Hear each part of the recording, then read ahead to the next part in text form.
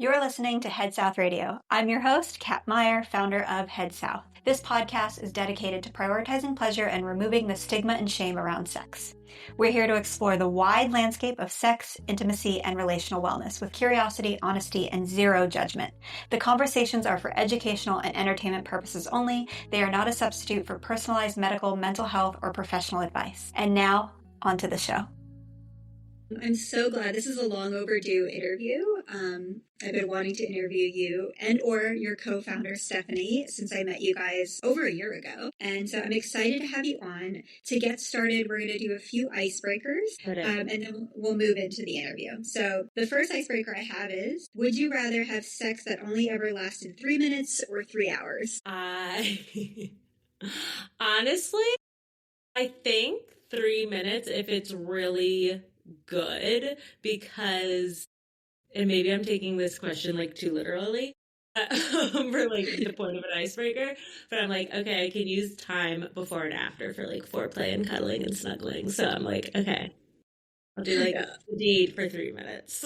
And if I can get there, then we're good. If all parties involved have a pleasurable experience. If you didn't have to work, what would you do with your life? I didn't have to work. Not that I'm skilled for this at all, but I would love to have my own farm and just like I don't want to escape, but like kind of to like a magical just farmland where we're growing all of our food and things seem peaceful. So maybe that's more of a fantasy, but that's what I would like to do. I'm going to say that is a very big romantic fantasy novel, just because, as you know, like my partner is in farming, and so we always laugh about like there is this romantic version of farming in social media, and it's like one of the hardest jobs, but the idea of slow living and like being able to provide for yourself as well as loved ones and friends, like having a homestead is absolutely such a dream, like my dream too, but it's also like the biggest little farm that dog, and then like delusional cottage core stuff that I see on social media, like exactly the two together. Yeah, but I'm right there with you. Like I would love to have that life, and that's kind of what I want to move towards as time goes by, is like more of that type of living. Are you dominant or submissive sexually? I'm dominant, 1,000%. I am in my life. I am in the bedroom, and I've just been vocal about what I want since day one. Would you rather never have oral sex again or never have penetrative sex again? Never have oral. I love my penetrative sex life very much. If you could create your ideal pornography, what would it feature? I feel like there's so many cool like new ones out there. Also like far more like done by women right now. So like Erica Lust, I love like the audio erotica stuff that's happening. Like I think what Caroline Spiegel does with Quinn is amazing, and also just like making like the men super submissive. I like that. So if I could like be featured or just like jump into one of the Quinn audio erotica series, say no more. That's all I need. I love them. Yeah, I like that you mentioned that, because I think the audio erotica, I love that it kind of allows you to use your imagination versus like visually being stimulated. I agree. And it's like, yeah, I get to like go there and create whatever it looks like. And that to me is cool. Yeah, we like expand upon it versus like seeing it and like that is it. Like you're not being told. Again, you're allowing yourself to be the dominant one even in the storytelling of your fantasy. 1,000%. It's like when you read a book and you like envision the characters, and then it gets made into a movie, and I'm like, no, this is not right. Yeah. Who casted this? Yeah, that's my job. Yeah. Would you rather never come again or never be able to have your favorite meal again? Okay, probably the meal, because especially with pleasure gap in women, like I'm like very proud of my orgasms, like that. And I also am such like a food freak, so I'm like, fine, I'll find, there's other great food out there, but like being able to come is top priority. Would you rather be tied up or tie someone else up? I know I'm dominant, but I think I'd rather be tied up. Just to like switch. I do like the idea of like control, obviously, but like I'll let someone else take the reins for once. Mhm.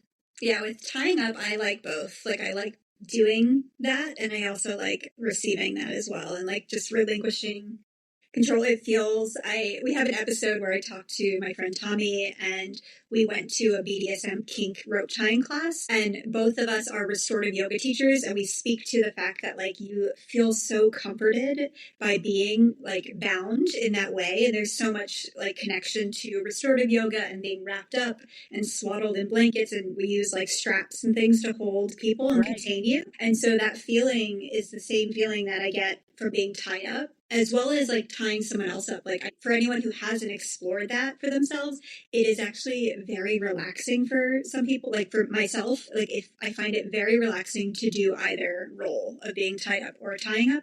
Like, it's very methodical. It feels like making friendship bracelets with someone's body. It's a craft. Oh my God, I love It's a that. Looking craft. at it through Yeah. that lens, I wish like that was shouted from the rooftop because I think the like go-to stigma of it is like constriction and restraint and like all of that, but like seeing it through the lens of almost like comfort and connection. That's Mm-hmm.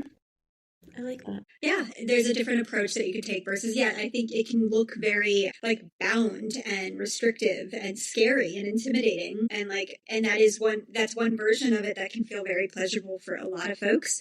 But like for others, it can feel very relaxing to release and relinquish any need to control. And then like your physical body relaxes into that container. Like the muscles in your body can release because they're being held. And so that's kind of how I approach Love rope that. tying and that experience for myself as well as partners. I'm learning. I Yeah. love that. Our last icebreaker is marry, fuck, kill, beaches, mountains, desert. That's really hard. And again, I take these things too literally. So I'm like, am I living there? Which beach is it? So to not waste your time of how my brain works, I think I would. No, I hate this question. I don't want to kill any of them. Okay, I'll kill, fuck the desert and marry the beach. I don't know. I don't feel confident in that answer. But It's a I tough think I would one. marry the beach. There's something so Mm. special about the ocean, no matter like it's yeah, the ocean is just so magical. I would love to marry it if I could. I'm somewhat similar. I'm a little different in that I would marry the beach, I would fuck the mountains, and I would kill the desert. As much as I love going out to the desert, I do love, like, I love hiking in mountains. I love seeing, like, green mountains, like lush green mountains. So I definitely fuck those. But I would kill the desert. I can do without the desert. Not to try to convince you No, you're real. That was really to be convincing. team mountain. I'm gonna be. This will keep me up at night. Yeah, 2 weeks later you're gonna be texting me and be like, we need to talk about that very Switch fuck my kill. answer. Yeah, we need to re-record. And so that moves us into, how do you define intimacy? I define intimacy. I definitely would have defined intimacy probably different before I entered this world as like business versus like I've just seen so many different aspects and learned so much about the business, about others, about myself. But now that I've like gathered so many viewpoints and different types of aspects in this industry, I define intimacy as like deep comfort and safety. I like love that feeling because intimacy doesn't have to necessarily be sexual, but like even like I was hanging out with a group of girls over the weekend. It was five of us, really simple, calm setting. And it felt like such a safe, comfortable, familiar setting that I was like, this is intimacy. And that was like very pleasurable. So I think having, especially when every day and you open your phone or turn on the news, it feels like the world is on fire and you like can't run away from it, quite literally on fire. Having like the sense of deep connection with someone is extremely intimate, and like being able to feel that comfort is nothing is sexier to me than like feeling safe with someone. I'm like, this is a beautiful feeling, and that's intimacy. I love that. And then I'd love for you to introduce who you are, what you do. Take it away. Hannah Hutton. I am one of the founders of Personal Fav Co. and Shameless founder. Like I love Cat because we both have lube companies. And we both love fun packaging. So like here I am, shameless founder. I'm always packing. I always got my lube by my side. And I have been like, this is, even though we've had our company for over 4 years, it still feels like such a new journey than based off of what I'm used to. So 13 years ago, I joined a company that had just launched the Honest Company. And it was like baby products, mom products, subscription, like cliche startup unicorn. And it was really cool. And so when Stephanie approached me to like do something similar to that, but in the sexual health world, my brain had just never ever gone there because my own sexual health was an afterthought. I didn't really prioritize that or like see it for my personal self or from a business standpoint. So when she broke it down to me, it was like I like entered a whole new world. And so now having this like own company and being so proud of not only the products, but just the narrative of diffusing shame and stigma and empowering people to prioritize pleasure. It's wild to like run a company and also learn every single day, which I love. I'm grateful. So that brings me back to one of my favorite questions that I ask, I think, most, if not all of my guests. What was your sex education like? It's interesting. Stephanie and I met in ninth grade and we grew up on the East Coast together. And we went to a very progressive school. We grew up in a progressive town, but it was still like the curriculum around it felt either really like almost transactional and medical, like you're just learning about anatomy and like women get periods type of thing, or it was fear-based. And so neither of that was like enticing or sexy to me. So I was just kind of like, this class is annoying and like a chore. And it was also like cliche, like, oh, it's awkward, or like sometimes only the girls are in this class, or sometimes it's co-ed. That was weird as well. And then on a personal level, it's not like my parents wouldn't talk about it, but it was, you learned from like all your girlfriends really about it, and whether that was right or wrong. I would, when you're in middle school and high school, like having a friend that's like 1 or 2 grades older than you, like feels like, wow, they're like an older kid. That's so cool. We're like, now all my friends are like a wide range of ages, but so it's like hearing about their firsts and their experiences, and like that to me was my sexual education. And honestly, like in middle school, all of like, I have a lot of guy friends, and like we would just like make out with each other. That was like my sexual education. And like for better or for worse, like we were drinking in high school. Like I grew up in a city, and that was like, that played a role in your own sexual discovery too. And I hope that like when my kids are in middle school and high school, I have far more open conversations with them. And even earlier too, I think it's, the shame is so, and I don't think like my parents didn't shame me or anything, but it also wasn't like they weren't telling me to go out there and get laid either. There was no like, what's the appropriate thing and how to have these conversations, because I don't think they had the tools. And so I want to be able to like make sure that the tools are there and like what healthy and appropriate conversations look like, whether it's curriculum or like in a family. Because mine was just like, oh, we're like 17 taking shots of vodka and making out with each other. Like, that's not proper education. Yeah, and I it's similar to my experience as well. And I was actually the friend. Think about your experience. Yes, with the I like keep going. Sorry, because I loved. Like educating my friends and drawing up like graphs and information. And so I think that is such a big part of sex education, is this peer-to-peer. And I'm a big supporter and on the board of a group called the Youth Sexpert Program, where they train children, because that's the thing, is that not children, but like teenagers, right, young adults who are sexually active. And it's one of the most effective ways to educate is through that channel of peer-to-peer. And they're supplying these teenagers, young adults with the accurate information they need. So it's not just like, oh, I did this thing and 2 years ago I hooked up with this guy and like I learned this and I looked it up on the internet. It's really, really inclusive, comprehensive education that they are distilling around pleasure, around consent, all of these subject matters that are so important that we didn't get. Like, yes, we got, I think for most of us, we got clinical. Yeah, oh yeah. And very anatomical, like you mentioned, but there was never conversations around pleasure. Even like I had a supportive family and parents who like there was parts of it that like we didn't discuss, and then there's other parts that like they took me to the gynecologist to learn about these things, but none of these conversations had the word pleasure and like what my experience and my body was going through during these interactions. I love that you're a part of that group. I think that that kicks so much ass. And sorry to cut you off. I Yeah. just like it made me think even younger, like I'll see parents with kids, like toddlers, and they're like touching themselves, and they're obviously not trying to like pleasure themselves by any means, but as a society we're like instantly being like, don't do that, like don't do that. And like even down at like an early age, Mm-hmm. you're like instilled with this like, oh, what I'm doing is like shameful. And like, yes, we don't Mm-hmm. need to be in public playing with our genitalia, but like also I don't like how do we make it so it's like we don't teach like, you know, a 7-year-old girl who's like curious of why that feels nice, like okay, that's something you can do alone in like your bedroom, and like I get why that might feel nice, and like this is why you wouldn't do it in public. But I think we're just so like reactive in the moment, being like stop, stop, stop, stop, and like Yeah. the shame begins so early. And so I love that you have that like peer to peer. That's just like super empowering. I want to learn more about that. Yeah.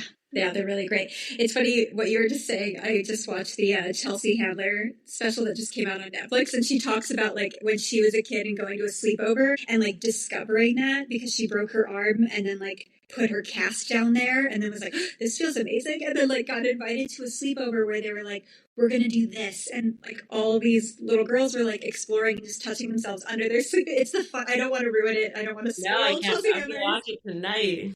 comedy special, but I highly recommend watching it. It's so great. And I was like, and people don't talk about that either of like, you know, to your point, like we're like people are exploring and touching their bodies, and yes, like you don't want public indecency, but also then like you don't want to shame someone to the point of like then they don't have a connection to their bodies. And I've talked to guests about this in certain cultures where it's completely like even for health reasons, like women aren't allowed to touch certain parts of their body or see certain parts of their body, and that disconnect like neurologically affects women's ability to experience pleasure because at such a young age they were told like no, that's not for you, like don't touch down there, don't do that. And then as adult women they're like wondering why they're lacking any sensation, and it's because neurologically it's been developed that that does not belong to them or that it's not for their experience.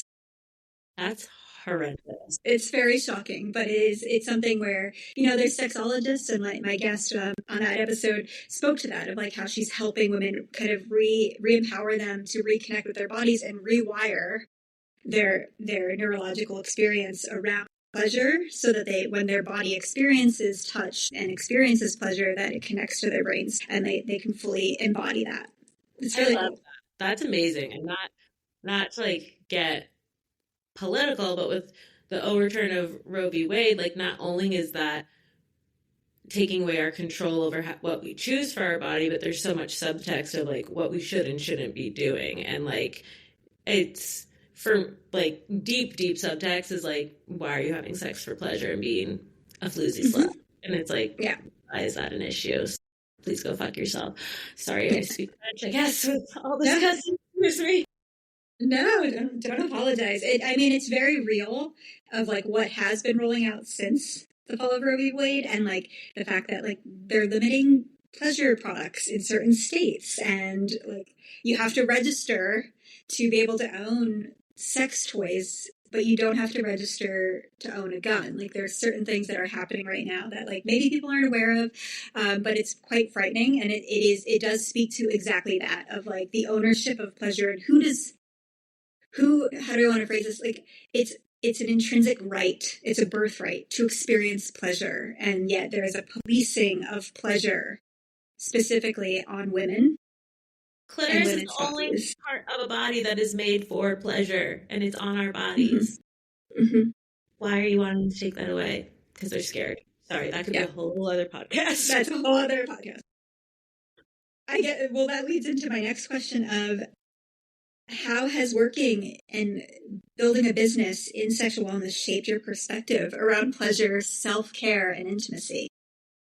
I have gotten so empowered and also like emboldened too, especially in like conversations with girlfriends. And as like I'm in my mid 30s, a lot of people are going through different like fertility journeys. And I think there's for me more to learn, but also like I want to continue to create safe spaces for my friends to not feel like they can't talk about this. And it's so interesting. I know, I'm sure you experience this too, from like being a female founder in a sexual health space and like trying to keep a business afloat. There's, we're for-profit companies. And so then having to educate people along the way as to like why they need to do this, it's such a challenge and an uphill battle, but it's one that further motivates me. And I try my darndest not to get preachy with people because I don't want to be like, this is the right thing to do, but more like coming from a place of curiosity of like, why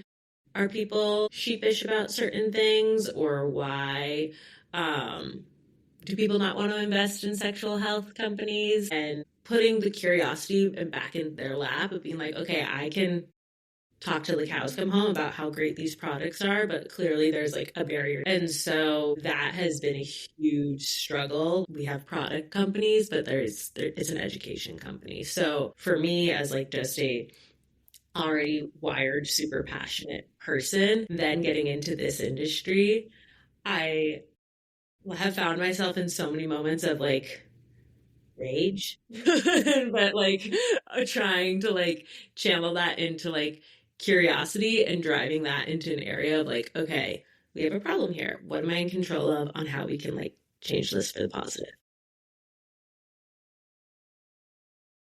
I wanted to kind of go back a little bit. Tell me about your products and what products you guys offer, and then we'll jump into like the trials and tribulations and like the boat that we have chosen to be on as sexual wellness founders. But I want to back it up and tell me what products you guys offer, like how did that roll out? What was that experience like when you guys were creating these products?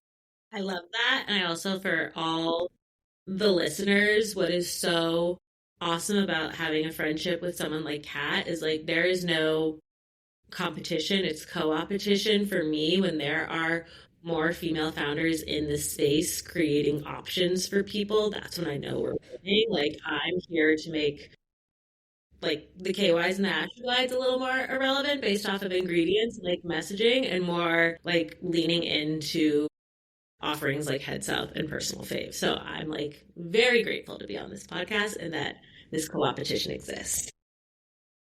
I love that. And I just wanted to note too that like I don't look at us as competitors. Like I've been told like, well, these guys are your competitors, and I'm like, absolutely not. And I also feel like what we offer, like even if it is the same products in certain regards, it's not the same audience all the time. And so I have recommended and referred your product and your brand to people, and I know you guys do the same. And so and it's exactly that. I think Stephanie, the first time I met you guys, had said like, rising tides rise all ships. And so, yeah, we're all these little boats in sexual wellness trying to support each other, root for each other, and hold space. I always think of like Dr. Maria and I talked about it on the episode where I recorded with her and you introduced me to her. But it was the idea that, this pie is not limited. Like we could have, and we could always make more pie. And so we don't have to like divide and like fight each other and kind of compete with one another. We can actually support each other and root for each other and build our brands together. I'll get into my products, I swear. But Yes. one more note on that. Stephanie and I were invited to a JP Morgan dinner a couple of years ago. It was like CPG brands. And they like called us and they're like, we do want to give you a heads up. Like there will be another sexual health and wellness brand there. Like, is that okay? And we were like, yeah. Did you call every like sparkling water brand and tell them that there was going to be like 18 of them and like 14 different snack companies? Like this is a good problem to have. Like this is what we want. So we're in alignment. I'm happy with it, obviously. Yeah. Hi. Now I'll get into my sales pitch. No, I'm just kidding. So we came to market with Wet, WHET, which is our water-based sex serum. We call our lubes sex serums and pleasure oils. We don't call them lubricants because of the types of filings you have to do. Again, that could be a whole other podcast. But this product we came to market with, instead for Stephanie had a pretty scary infection, and that's why she wanted to make this company from a really conventional product. And she wanted to start with a super stigmatized product too, which is obviously lube. And we wanted to create something so beautiful you could leave it out on your nightstand with zero shame and stigma. You want it to look like a beauty product, and it's in a black glass bottle to protect the clean ingredients, and it has natural aphrodisiacs, latex compliant, it's edible, which is super fun, toy safe, and we really created these products as selfish millennial women that just like thought these plastic squirt bottles were disgusting and filled with nasty ingredients. And so the ripple effect of the audience has been wild. So this formula was maybe a year and a half ago published in an academic journal and presented at a medical conference for advances in reproductive sciences. So it outperformed the number one fertility lubricant on the market called Pre-Seed. So it's safe to conceive with, but if you don't want to conceive, it's latex safe too. Then, like, the number one feedback we get on this is that it feels from vulva owners, it feels like they're like natural lubrication, like doesn't feel like there's a third party in the bedroom. Which, unless you want that, amazing. And then a year after that, when I was we had a lot of funding at the Honest Company, but we came out with too many products instead of winning in our category. So we rolled out our products slowly, strategically, because we want to listen to our customers and give them what they want. We also just love packaging. So like these lines are like people coming together. These lines are like on your way to orgasm. We just geek out on that stuff. And then we created an oil base, and the oil base has 30 milligrams of full spectrum CBD. Also, this is actually a dark violet glass, just to get really geeky on you, but it presents black. And this is toy safe. It's not latex safe, and it works as a true vasodilator. So everywhere it's applied topically, it brings blood flow to the nerve endings, aka enhances arousal. I rub it on my stomach when I have period cramps. My husband uses it on like sore muscles after the gym. And it has real Bulgarian rose, peri postmenopause, our bangin' boomers. Love it. Love our bangin' boomers. And we've heard both are awesome for postpartum. Stephanie and I don't have kids, but like shout out to the moms, because when we take those journeys, we've heard postpartum sex is a whole journey in itself. And then a year ago, Cat has these, our wipes. We teamed up with a company called Biome. These wipes are made in the UK. They are flushable, pH matched after play, before play wipes. They're intimacy wipes. And this goes into like a lot of hygiene and self-care when it comes to pleasure. So that was another educational piece. I also like to use it as a gateway drug, because sometimes people are like, lube, what? And people know what wipes are. So yeah. They're so clean. I use them to take off makeup, use them on my pits after the Peloton. I know people use them at festivals, because those festivals are dusty and nasty. They really are flushable. People are like, are they actually? And they're super duper thin, but they lock in a lot of moisture. I could go on and on and on, but I want to be aware of our time. Yeah. No, I love that. Thank you for sharing that. I know that like what I love is hearing a little bit of the design story as well, because I didn't know that about like the packaging design. That's really cool, and I love that. I also know that you guys are both so proud of what you've created, and it's very infectious to see how proud you are of what you've done, because I think it's also what people don't recognize is that we are independent brands, so we aren't like majorly backed by huge funding or celebrities or things that kind of get people to reach audiences at a much rapid state. And so to be able to create and curate things a lot more slowly, and more intentionally is so important. So I think that's also where our two brands, as founders, what we've created, it speaks volumes. So it might not, hit everybody because we don't have the budgets to like reach out that far yet. I think that the intentionality makes such an impact, and knowing those little stories, those little details, like we've been friends for over a year now, and I didn't know those little design details. And I think it's so important to share that stuff, because it really shows like there are humans behind this brand who are thinking about the final customer using that, the people that are using these products, and how that feels. Not just like physically feels, the efficaciousness of the product and like all of that stuff, but like just how it feels on your nightstand when you look at it. And that's what I think both of our brands are very proud of, is like creating products that can live on the nightstand and you're not embarrassed and throwing it like in the drawer, someone's coming over, hiding it in a stash. Completely. I love that both of our brands are so happy, like, and bright and colorful. Like that to me, I'm like, to your point, like it doesn't need to be seedy or secret or naughty. Like it's be bold, be loud about intimacy, be happy. Like I love the color of like everything in Head South. Like to me, I'm like, pleasure is fun. Let's have fun. And then I was just going to take a quick little interlude before we continue on with the interview. One place that we met was at a trade show. So that was last year. That was my first trade show ever. And I mentioned, like, I met you and Stephanie, and it was like immediately swooped up, so warm and like connective. And it was I loved being introduced into that community. Like that's how I debuted, was like moved to California, went to this, Vibe Expo. And so I want to highlight that this episode is sponsored by another trade show called Stimulate, which is a B2B sexual wellness trade show.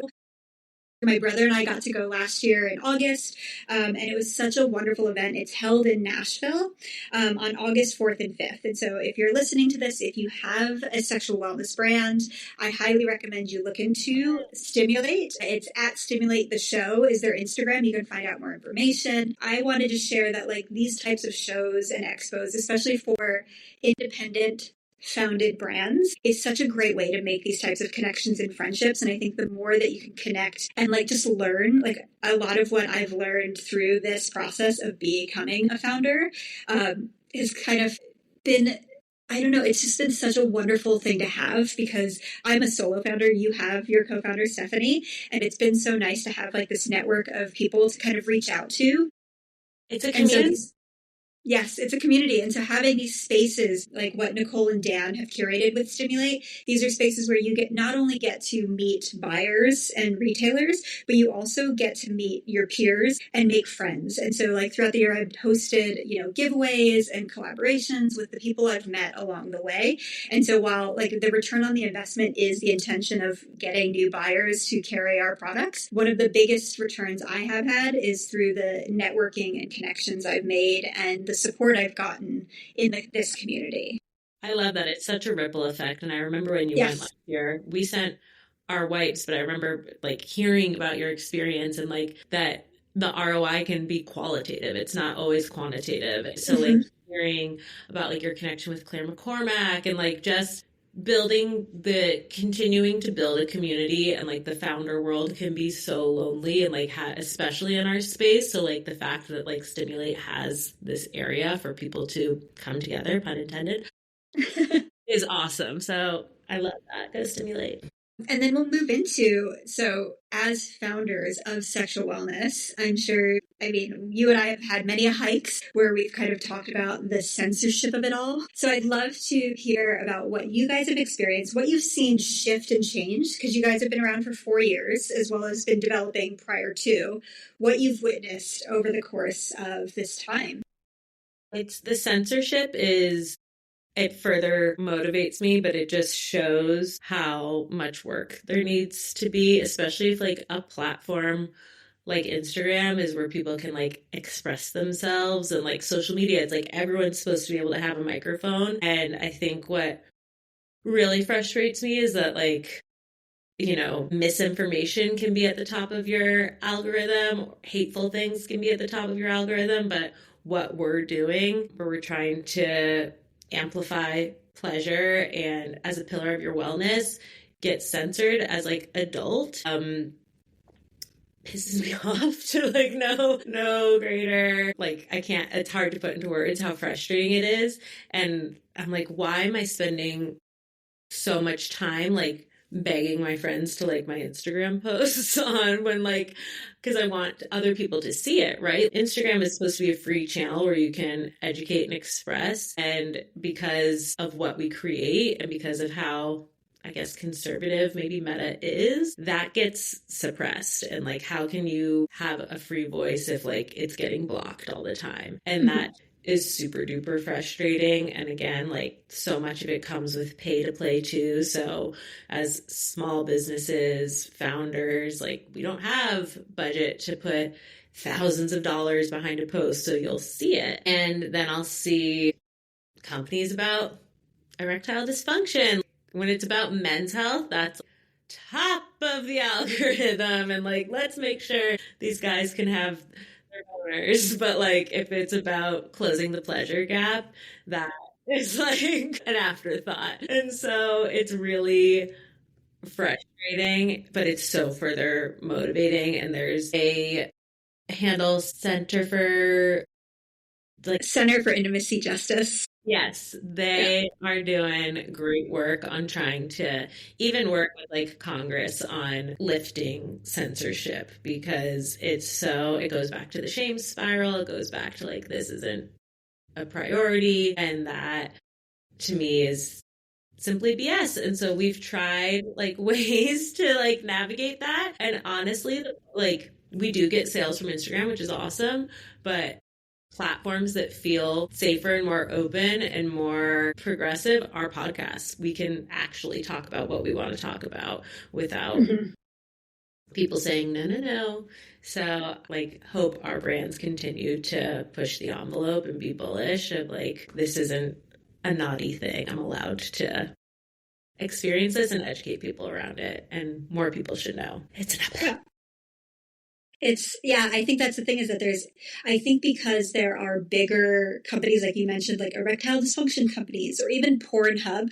Yes. Like I've seen stuff on Pornhub that I'm like, whoa, the fact that this is on Instagram is bananas. So I understand why censorship exists, but it's not censoring the things that it should possibly be censoring, and it's censoring. And I know for a while there they had AI technology. They had removed their censors who were humans witnessing and observing and like making the call, and they shifted to AI, which was then kind of just blanketed. Like if it looked somewhat like sexual wellness, if it smelled like sexual wellness, like felt like anything that it would like pick up on the screen, it would remove it. If the words, like, that's why you'll see, and people who are listening who aren't so familiar with this, like we as brands, as sex educators, sex therapists, can't even say the word sex unless you have, like what you mentioned, the pay to play pass. So pay to pay pass is like being as big as Pornhub, being a legacy brand, something that's existed for so long that you already have an audience, something that is backed by a celebrity and or lots and lots of funding that can then kind of weasel your way through the system and make it so that you can be visible. Whereas like smaller independent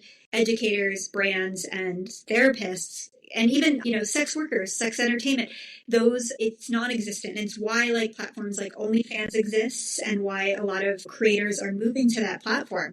Completely. And I was curious if you guys have considered, I've been seeing a lot of brands now kind of moving to OnlyFans or moving over to Substack or creating podcasts because of how limited Meta and TikTok even. I was so surprised because when I started kind of thinking about doing Head South, TikTok was like the Wild West. And like, it was so great. Like there was so much growth. It was like around like just post-pandemic 2021. And then all of a sudden, like things started getting, and I think obviously they've been dealing with the sale and all of this stuff. So it's become more and more regimented and restrictive on TikTok, where I was like, oh, wow, the growth and like what used to happen for, people under the category umbrella of sexual wellness is no longer happening. So I was curious how you and Stephanie kind of are approaching this, or what platforms or modes of communication have you guys considered? We're definitely open to exploring OnlyFans because we also want to continue to help diffuse shame and stigma around sex work and those content creators. So that's like a total no-brainer. We've also talked about Substack too. I fully admire you as a solo founder, that you have a brand and a podcast and all the other things you do, because like you should see us. We like are like boomers trapped in millennial bodies. Like it takes us like 4 hours to like do a TikTok. Like it's ridiculous. So I'm like, oh my gosh, like it feels like doing a Substack is like a whole other, like in addition to that. But if that's going to be our pathway to like be able to speak more openly and like gather an audience there, then bring it on. Because the fact that I have to like write segs, or like I can't even say vulva or vagina without like getting a slap on the wrist is like so stupid. And, like, so I'm just over that and want to like go somewhere where I can speak freely without feeling like I'm gonna get in trouble for talking about my anatomy. It's so bonkers to me. A little piece of like advice I want to share with you guys, because I noticed you guys are so good at LinkedIn. So good. That to me is like such a foreign place. I try to get on there. It's so weird how all these different platforms have different feelings. Like it's still on the same phone, and like whatever it is, it's like there's certain spaces on the internet, on in the digital realm, that feel so comfortable and safe, or so easy and intuitive, and then some that feel so foreign. And one of those spaces is, for me, that feels so foreign, is LinkedIn. And I have to say, you and Stephanie are so great at that. And I also recognize that, like, we, I think about, I had heard this quote of like, we easily can open up all the tabs and be on all the spaces, but we are like, yes, I am a solo founder. You guys are just a duo and predominantly doing all the things. And yet our brands look and feel and can compete with and be lined up with bigger conglomerates that have like multiple teams building these companies and agencies, like marketing agencies and branding agencies. And yet, like, it's one or two people behind the scenes for us independent brands creating this. And so we don't have to be in all those lanes, and we don't have to be in all those spaces as much as and it's something that I had to, like, I tried to do that when I first came out, and like got on TikTok, got on this. And then I recognized, like, this is just me spinning my wheels. And if I can kind of start to slow down and just be like, this is where I'm going to focus and put all of my energy.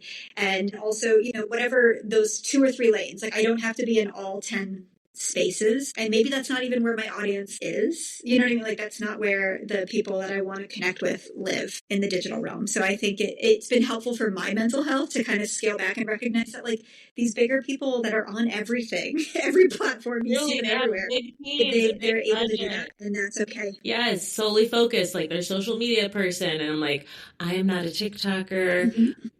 email marketing. So like Mm-hmm. it's so refreshing the almost like boundaries that you properly create and like how you are so intentional with each lane you go in, because we're like stretched so thin that we're like, well, we have to do this and we have to do that. And then like instead it makes us more reactive than proactive. And that can like feel like it can stunt you because you're just playing whack-a-mole, it feels like, to like do all the things you're supposed to do. So thank you. Yeah.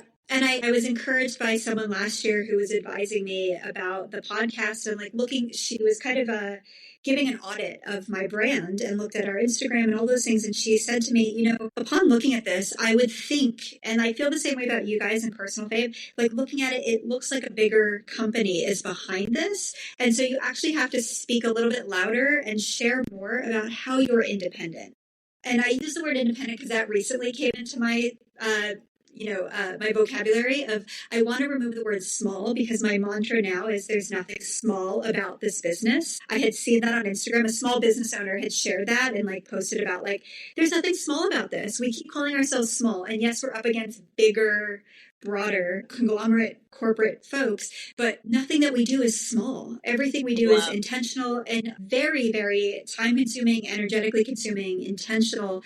And so I want to like advocate for that and kind of point that out, that like from the outskirts, you can look at this and go, wow, these brands are like, they're everywhere. They're doing things. They're on these shelves. I saw them there.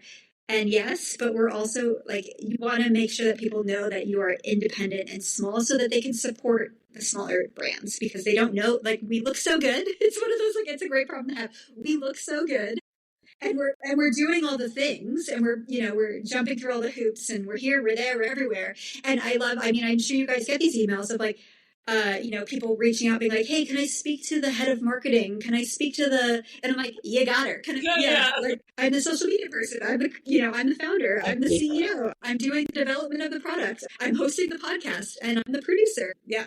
So we wear so many hats, and I think that is proof in the pudding that like it appears to be much bigger than we are, and that's such a great thing. But it's also like, it's a double-edged sword of like, oh wow, we're creating this persona that it's bigger because we have to, and we want to be seen up against the big dogs, but we are also like, we need to highlight that like, this is not easy work, and we've chosen the entrepreneurial path. And yeah, that I want to encourage people to support smaller female founded brands, especially, and like queer founded brands, BIPOC founded brands, like getting to know who is behind the brand, the people behind the products versus just going for the product, and like actually understanding that there's real people behind certain brands, and then there's faces completely that are, I don't want to, I feel like we've been shifting into like celebrity packaged goods versus consumer packaged goods. And I'm hoping that phase of like celebrity and influencer, not to rag on anybody. And I know that there are some brands that are really founded by celebrities or influencers who those people are actually really involved with their companies.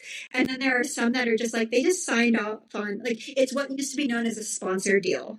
1,000%. And they're actually not involved in the company. Creative officer, and do like an appearance at a Target, and then like I hear you, it takes away the special humanness for like a splash of like, ooh, so and so put their name on this, and it's like, but did they, or did they get a fat check?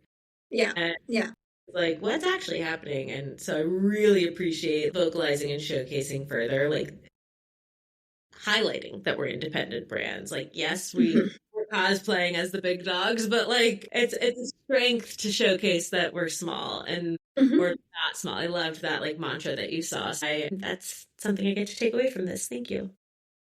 And then to just wrap it up, what do you see for Personal Fave? What are the next paths? And like, share what you can. You don't have to share everything, obviously, but like, how do you see this going for you guys, and where do you see it leading to? There are definitely like products in the pipeline that we have samples of, but also that we daydream about. I think it's really fun. Like, continue to daydream if you're an entrepreneur listening to this. Like, just because it seems impossible and you don't have all the funding doesn't mean like it won't happen down the road. So we love like thinking big, even if it's not in our wallet. So that is going to continue to be a huge thing for us. I want the ripple effect of our products to really have that, like what we were talking about earlier, empower people to have those conversations. Like, this is out on your bedside table and you're going to use it, and that's great. But also, like, can that create, just like seeing it as a reminder, create deeper connection with your partner, and you guys talking about things on an intimate level that maybe you haven't talked about before? Or how does it go further into education about sexual health? Like, I think there's a ripple effect with these independent brands that can be greater than our products in terms of lifestyle and the feeling that you can create in the community. So I'm very grateful for that. And I would love, when we get proper funding, to do more research on like claims and clinicals, because as a small brand, we can't even smack like the word organic on our products, even though everything is organic, because that costs something. So we've gotten anecdotal feedback from a lot of our customers on like, wow, this helped with X, and wow, this helped with XYZ. And like, so being able to like get more science behind things so we can make these claims to like tell people, get this in your hands, would be awesome. So that's my ramble of being like, I can't wait to be bigger than like what we already are. Even now, like what you were saying really rung true as this like cosplaying as like these big brands. Like, sometimes Stephanie and I are like, oh my gosh, this is, and it's a champagne problem, getting bigger than ourselves. Like, this is wonderful. But I'm like, whoo, okay, we are not ready for that next thing, but like, it's coming our way, which is, again, very exciting. But there's so much lack of funding and support for female founders. And then it's CPG, and then it's in sex. So like, we're tiny on the map when it comes to getting support. You get it. You totally get it. And so also, if you're listening and you know investors, tell them that Kat and Hannah have amazing brands. Yeah. Support us. Yeah. Support sexual wellness, support female-founded brands, queer-founded brands, brands that are trying to do something different and destigmatize these conversations around sex and the experience, especially around female pleasure. Doing well by doing good. Hannah, thank you so much for joining me. We're going to wrap up now. Is there anything else you needed to close with or wanted to share? How do people find Personal Fave? Yes, since we are shadowbanned, you have to spell out the entire handle, which is amazing. So Personal Fav Co. Fav is FAVCO, and that's our handle for all social media. And again, like it feels so silly to say, but getting engagement on those platforms really means so much to us. We put so much work into them, but we're constantly shadowbanned. Our website is personalfave.co. And if you're in New York, we're in Happier Grocery. We're in sex shops nationwide. And our wipes are going to be in FabFitFun again. So yes, but really just to like echo what Kat said, continue to support independent brands. We're putting literally blood, sweat, and tears into this. Thank you, Kat. Thanks, Hannah.